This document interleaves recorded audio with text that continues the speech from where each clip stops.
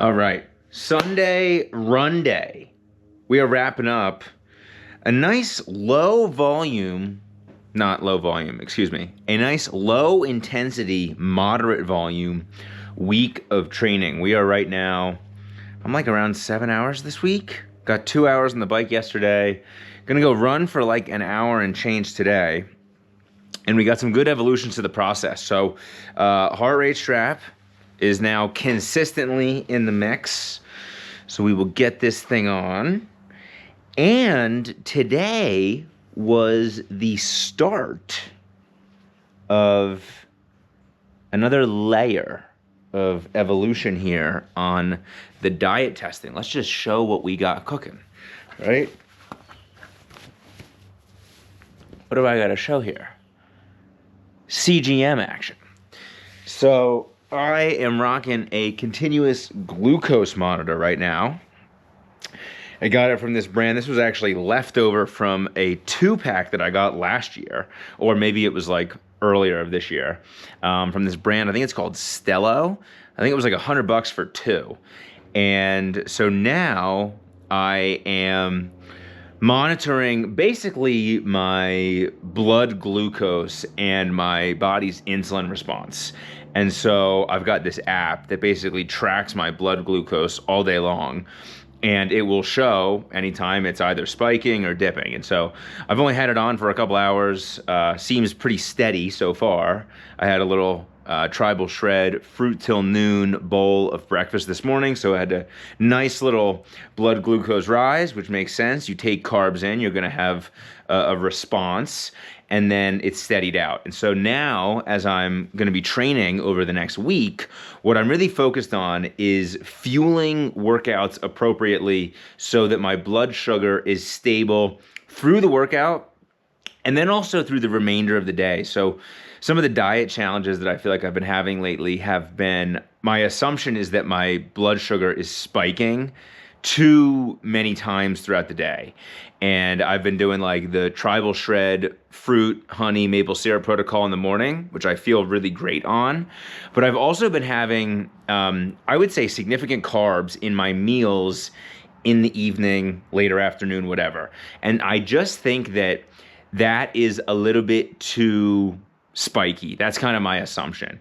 And so my shift right now is like, all right, let's get some data on this. We had been tracking macros. I took a little pause on my macro tracking for the past like maybe 4 or 5 days.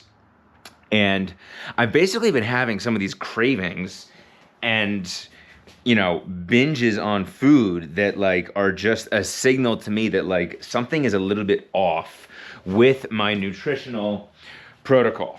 And so what's the easiest way to figure out how to solve that? Well, I can tinker around with the actual diet and, you know, just change up what I'm eating, which I have been doing to a degree. But there's also a level of like, okay, well, let's get some hard data on this stuff. Let's count the macros. Let's get the blood sugar. And let's really be informed with how we're going about this and not just rely on like willpower, right? Like if you're trying to diet well or like, you know, I'm a little bit trying to like lean up, but make sure that my training is fueled. But like if my intention is just to like grind my way through it, like that's usually a signal that I could be doing something a little bit more intelligently. So we will get this loaded up here on the watch. We got run, start. Let's get the, why did my watch, I think my watch just reset. I'm not sure what that is, but we got a beautiful fall run weather is like elite. We got some good, just good leaf foliage right now. Cool temps. It's like 48 or something like that. And sometimes you gotta lick the strap a little bit. And we're just gonna go run.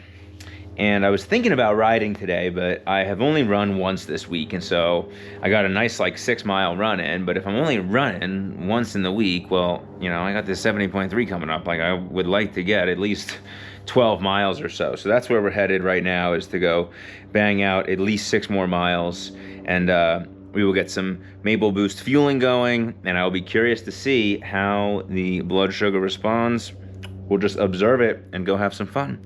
So that's what we got today. We got the sauna on, so I'll get a few minutes of sauna, assuming that we're in the nap window again on Sunday afternoon. So assuming that the nap is still holding strong, I'll get a little bit of time in the sauna to stretch out after this run. And that's what we got today. All right, we are opting for a sauna stretch. Not necessarily a full sauna experience. Successful run, not without challenge. The last 30 minutes, I was in desperate need of a porta potty. And I did not come across one. I did see one in my neighborhood. There's a house with some construction going on in the final half mile. But I'm like, come on, you can gut it out. And then that was one of those runs that ends. The shoes are kicked off, no untie, sprint right to the bathroom, and just bask in the glory of just winning the little daily battle that endurance will throw you into. Good run, 7 miles, 1 hour and 2 minutes to get me to 13 plus on the week. On the bathroom situation though, I'll tell you what, my wife has done a very good job of training me to just do things that as a mid-20s bro, I totally overlooked. And one of them is cleaning the bathrooms before guests come over. And we got our church group is coming over this evening. We're hosting dinner and community Bible study. And you know what would not be a very welcoming scene is if a guest walks into the bathroom and there is just the remains of a grinded out run that needed a bathroom 30 minutes ago. That would not be very pretty. So that's what we got here today. Another day just stacking a brick. We had some good business building and project building going on today. We probably did 90 minutes of athlete programming, which I don't really like to leave till Sundays, but sometimes if it's the end of an athlete block, you see a couple of peak sessions getting done for a guy on a Saturday or a Sunday, there's value in it. There's value in it. Also a good chance to just shoot off some messages to athletes as I'm checking in on the plan. And for me, just the rhythm of athlete connection is something that I feel very motivated and I feel very empowered and very at ease by. And so anytime that I am doing programming and using that as a chance to check in on athletes, that is something that's very, just kind of feels good. Just kind of feels good. Doesn't feel very good to be running a service business and have gaps in connecting and conversing with the people who are using the service. I got my funnel and scale ordered. I think I might have ordered them last night for the Maple Boost filling. The funnel actually should be here today, so I definitely ordered them last night because I got some Amazon notification that they're 10 stops away. Oh, I'm totally forgetting. Here's the blood glucose stuff, right? Maybe I'll drop this in on the screen, or maybe I'll just roll with it like this. Steady glucose. The whole goal is that you want to avoid, those are rises that you see, that's okay. But you want to avoid just these huge peaks that, it's not bad to have peaks and crashes because that is what's going to happen is as soon as you have a spike of glucose, the insulin is basically gonna I don't know the correct terminology off the top of my head. It's going to shuttle it or be shuttled into the muscle. And so that's what you see happening when you see like a peak and then like a descent like that. But the idea is that the peaks are not really going out of this reference range here. So this reference range is 70 to 140. Oh, there we go. Delivered. Amazon notification. Metal stainless steel funnel. We'll go check that in a minute. So basically the idea of tracking this blood glucose stuff is that I was just feeling hunger cravings to a degree that I'm like, this is not normal. This is not normal. Like I should not be having these extreme urges to like just freaking devour food. And it was happening at a frequency which was just telling me something was a little bit off. And so that's the idea of just checking in on this. And then the more that you can like steady glucose, well, that's just kind of a signal that your hormones overall are in balance and your body is just set up to, you know, perform, recover, absorb training, recover from training, put out muscle function and power, rise up and meet the demands of the workouts that you got, do the easy stuff easy, have the alignment between the power and the pace and the heart rate, all of that stuff, right? Your mood, your emotional stability. Like there has been a little bit of me that's been feeling a little out of balance past, I would say prior to this week, which is why this week was an adjustment for me. But that's what we got going on. Hopefully this is valuable. I had like 300 calories of Maple Boost on that run. So that's part of seeing those rises is like, well, I had a surge, right? I was fueling like every 10 or 15 minutes, little squirt of Maple Boost. And so, right, those are carbs in the body. Well, the blood sugar is gonna rise because you just put in sugar, right? And then you want it to be shuttled effectively to the muscles. And so that's pretty much what's going down. Time to go get that funnel and see if that will fit the Maple Boost pouch. We'll shower up here before Jack wakes up in a couple of minutes. Success. All right, moment of truth here.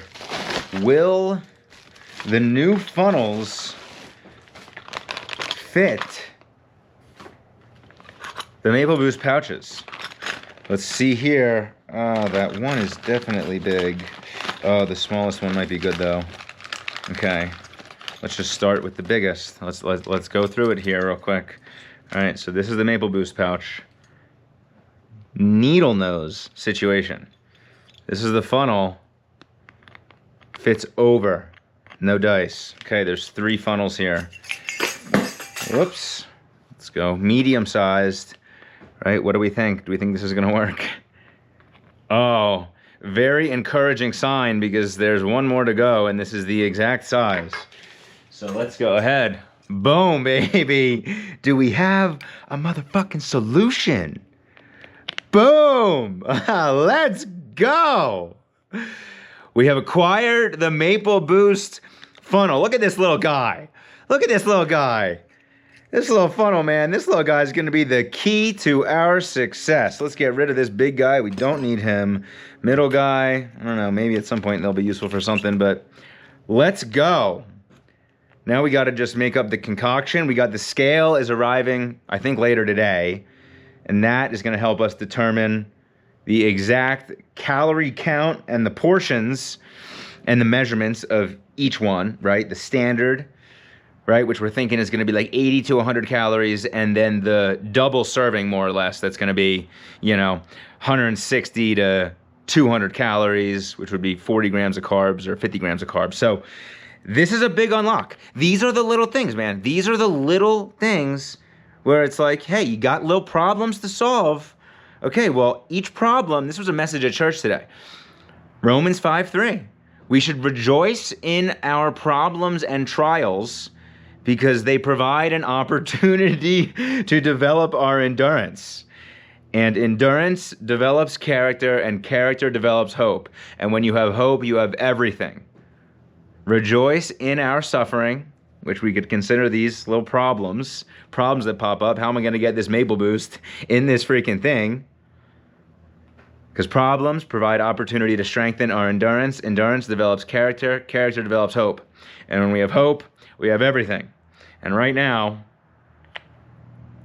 by the power of Christ, we have everything. Let's go.